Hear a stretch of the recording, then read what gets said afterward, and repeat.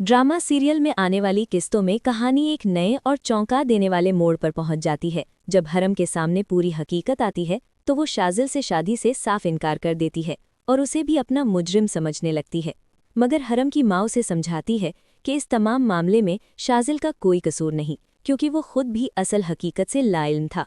और जैसे ही उसे अपने बाप के असल चेहरे का इल्म हुआ, वो हरम की खातिर अपने ही बाप के खिलाफ खड़ा हो गया। हरम शाजिल से कहती है कि जब तक वो अपने वालिद की मौत का बदला नहीं ले लेती, वो इस रिश्ते के बारे में सोच भी नहीं सकती। और अगर शाजिल वाकई उससे सच्ची मोहब्बत करता है तो उसे इस जद्दोजहद में हरम का साथ देना होगा और अपने बाप को उसके किए की सज़ा दिलवानी होगी।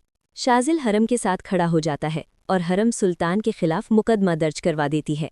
गिरफ्तारी के खौफ से सुल्तान फौरन तैमूर के पास पहुंचता है, मगर जब शाजिल को ये बात मालूम होती है तो वो हरम के साथ तैमूर के घर जाकर सख्त हंगामा खड़ा कर देता है।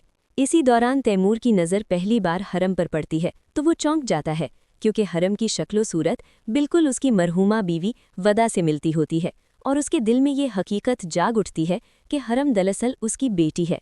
अगरचे हरम शदीद गुस्से में होती है, इसलिए तैमूर इस वक्त खामोश रहता है, मगर बतौर वज़ीर आज़म वो वादा करता है कि हक और सच के साथ खड़ा होगा और एक खुसूसी तहकीकाती टीम बनाकर मुकम्मल तफ्तीश करवाएगा।